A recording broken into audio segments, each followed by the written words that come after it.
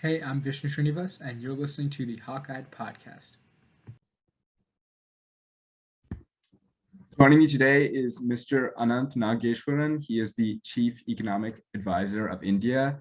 Thank you very much for taking the time to speak with me today. Thank you, Vishnu. Looking forward to it. So first off, do you want to give a short introduction about your role and your background? Okay, sure. My name is Anantha Nageswaran. It's a long one for many of you, maybe. You can just think of me as Van. I, of course, was born in India, did my undergraduation, master's in management there. And then I worked for a few years before I headed off to the US to do my PhD on exchange rate behavior. Spent about 18 years after that working in financial institutions in Switzerland, Singapore. Then spent the last 10 years writing, teaching, consulting. Briefly served as a dean in a business school down south in India.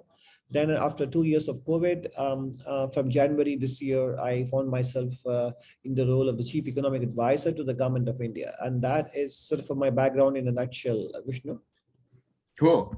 So let's dive right into it. You know, 2 years after the pandemic caused one of the worst recessions for India, the country has now recently emerged as one of the fastest growing economies in the world. And the GDP projections for this year are still expected to be very high, despite turmoil in other countries. So I guess, what do you think is key for sustaining that success through this next year? Yeah, I suppose in the short run, you're right. First of all, India is one of the fastest growing economies in the world, and probably among the larger countries, it is a fast growing economy. And notwithstanding the recent developments in Europe, I think India's growth rate would still be north of 7%. Or even 7.5 to 8% in 22-23. India has a financial year that starts in April, which actually began today, and it runs until March 31, 2023. So in that sense, for the financial year 2022 and 23, growth rate should be in the broad range of between 7 to 8%. Of course, this is in the short run, these are slightly lower than the estimates that prevailed barely a month or two ago, which were still around 9 to 10%. In general, over the medium to long run, it's about 5 to 10 year horizon on average, India can sustain a real GDP growth of around 7%. And that's possible because it is still a developing country with a lot of low-hanging fruits in terms of productivity improvements, logistics improvements that could still sort of expand the growth opportunities for businesses. So if you look at the various structural reforms that were initiated in the last 2 years, those are, and even before that, such as the goods and services tax, the bankruptcy code, etc. And of course, the corporate tax rates were lowered in September 2019. I'm only naming a few of them.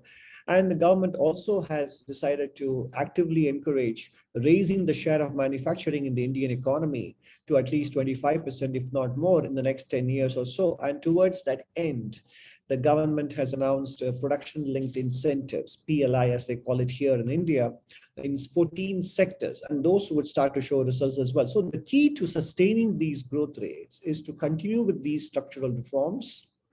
Of course, also achieve in the medium to long run energy self-sufficiency, and continue to remove and simplify licensing, inspection, and compliance regimes, the rules and regulations for small, micro, and medium businesses. These would be, in my opinion, some of the important actions and reform measures that need to be taken. Of course, there are plenty more, such as the farm sector, etc., which I haven't touched upon.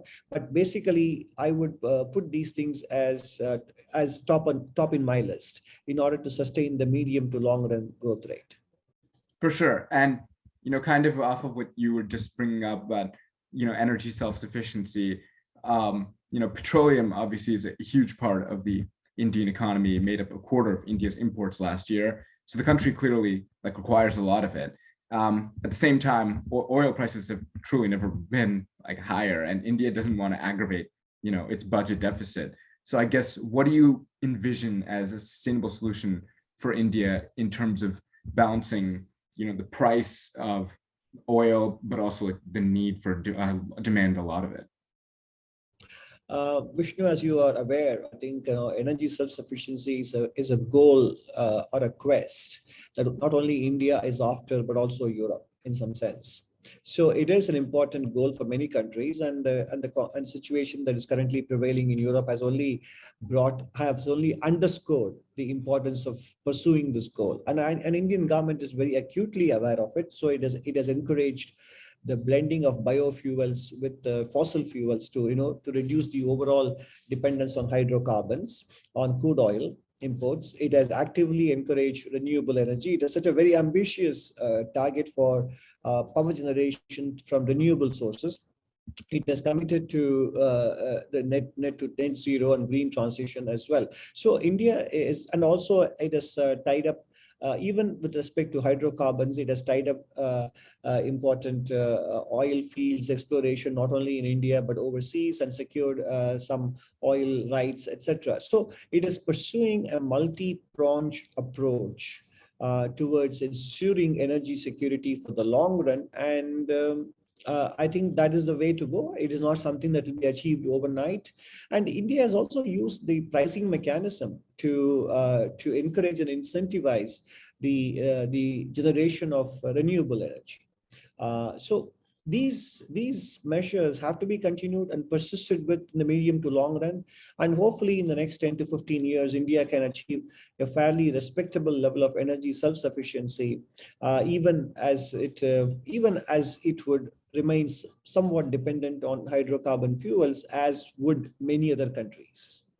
Definitely. And kind of on the flip side, India's export market seems to be thriving, and it recently exceeded over $400 billion in exports. That's right. And That's right. well, yeah, and with many of existing supply chains around the world being kind of threatened and stalled, do you think India's export success will open up new markets or businesses for them to engage in commerce with? Well, to be sure, I think India's export performance in the financial year that just ended in March 2022, India achieved, in fact, well before the year ended, it achieved $400 billion. And the Commerce Ministry in India has announced an even ambitious target of hitting $1 trillion of exports by the end of the decade. I think that's a very important goal, because exports are not just about getting foreign currency inflows. It also allows the Indian businesses to benchmark themselves against the best in the world. And it basically incentivizes assimilation of technology, know-how. It also encourages product innovation, logistics efficiency improvements, etc. So it has got many spin-off effects, positive spin-off effects. So there is no question that exports are a vital part of India's sustainable growth strategy of growth pursuit of around 7% GDP. However, we must bear in mind one thing, Vishnu, which is that export growth is not just a function of all these things I mentioned, which are largely in India's control, but also it is dependent on global growth. So last year, for example, 2021 was the year of rebound in the global economy from the slowdown in 2021 or contraction in 2020. So therefore, the year 2021 witnessed a rebound in global growth, and India was very well placed to capitalize on it. And it's very gratifying that it did capitalize on it. So one of the ways to sustain this for India is to constantly increase and expand the complexity and sophistication of its product mix. You might know, for example, that out of this 400 billion, the single biggest component is the category called engineering goods. So it is not about India exporting gems and jewelry and raw materials. It's about engineering goods. So the way to persist is to carve out niche product areas and niche markets. And that is where India striking free trade agreements with several countries will stand India in good stead. And more importantly, and this is again for the medium term, Indian businesses must work with science and research laboratories around the country to ensure that research that is pursued in these laboratories are practical, oriented, have relevance for Indian businesses, can enhance the competitiveness of Indian products and services, etc. And that is the way to go about achieving this $1 trillion goal for India's exports. Definitely, I think the idea of developing unique products investing in that research for them is key to the success. Shifting to, kind of an issue that's hitting a lot of countries in the world. We've seen like countries like the United States respond to ballooning inflation rates by hiking interest rates. I guess, how do you feel about that as a kind of an economic policy? Because while you want to temper prices slightly, you also don't want to curb consumer spending, right? No, obviously. So it's important to ensure that income growth for households continues to happen, and that is in the final analysis, that is the best formula for sustaining consumption growth. Yes, in the short run, there are risks to that, which is, of course, the high price of oil, which translates into high retail prices for gasoline or petrol, as we call it in India, and diesel. And of course, this is an issue that confronts households and governments across the world, whether it is in the US or in the Eurozone. And the government in India, in fact, cut its own taxes on petrol and diesel in November 2021, and oil marketing companies also managed to stave off price increases for about 4 months, and only recently have they increased the prices, even then not to the fullest extent that the rise in the price of crude oil would warrant. So, and secondly, the second way for government to support economic growth is, or consumption growth rather, is to ensure that employment generation happens. Again, to a large extent, the government can only facilitate it. It cannot engineer the outcome.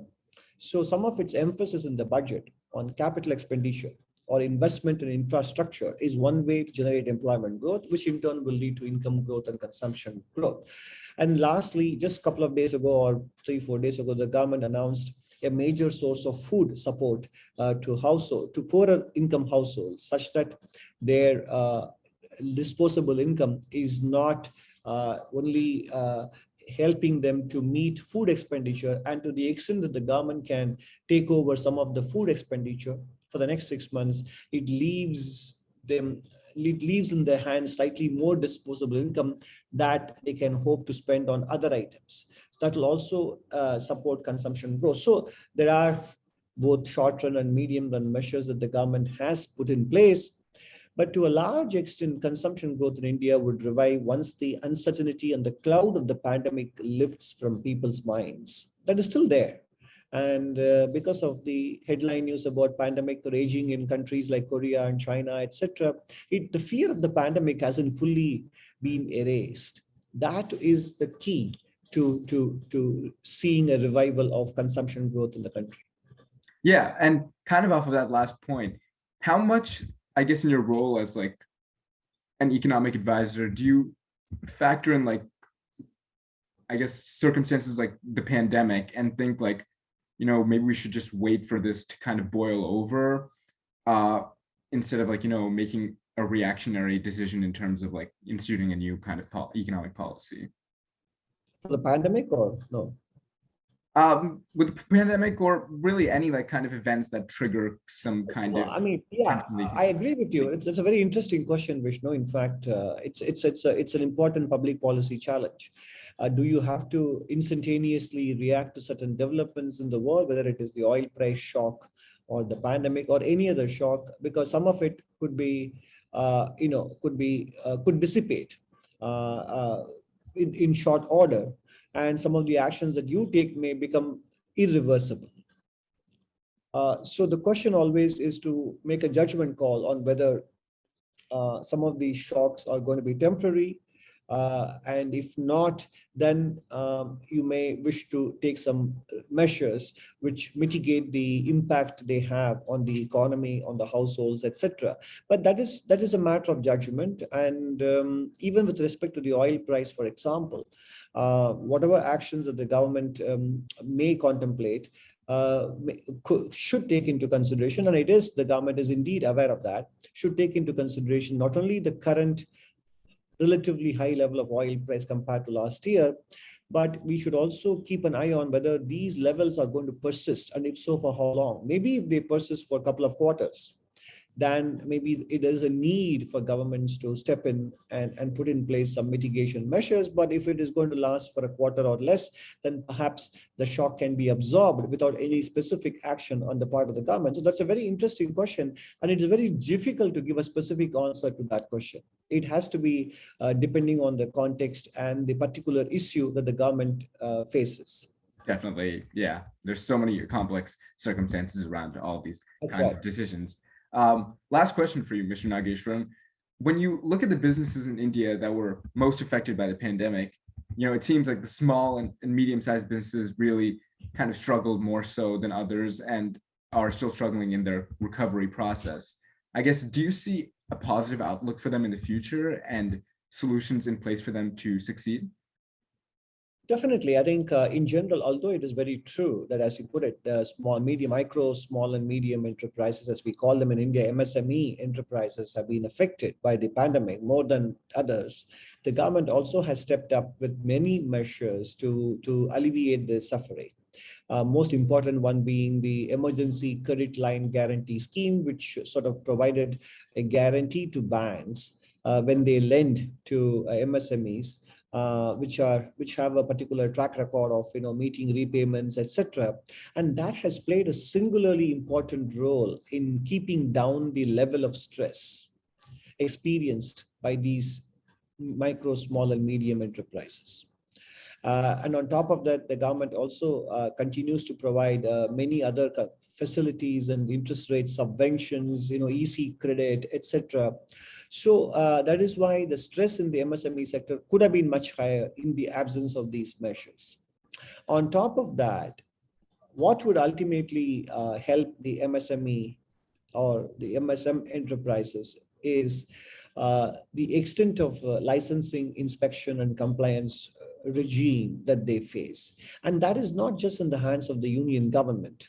It is also very much in the hands of the state governments and the local governments, and they need to simplify, mitigate, reduce, eliminate unnecessary and complicated rules and regulations and compliance requirements, because small enterprises have a problem in terms of both financial and human resource bandwidth. Mm-hmm. Whatever little bandwidth they have, today they spend a disproportionately large amount in complying, and that takes away the important management bandwidth that is needed to grow their business, to seek out new markets, to develop businesses, etc. So that is the key. That is a work in progress, and the more that is pursued, relentlessly and comprehensively across all levels of government, union, states, and local, that would create sustainable growth path for MSME businesses. And of course, not to mention, if large businesses grow, the kind of downstream businesses that they generate will also support MSME enterprises as well. So there is a multi-pronged approach here as well that the government is pursuing. And hopefully, if economic growth sustains, it would show in short order in the numbers that we face with respect to the MSME sector. 100%. This has been great, Mr. Nageswaran. Thanks so much for your time. Really appreciate this interview. Thank you, Vishnu. Nice chatting with you.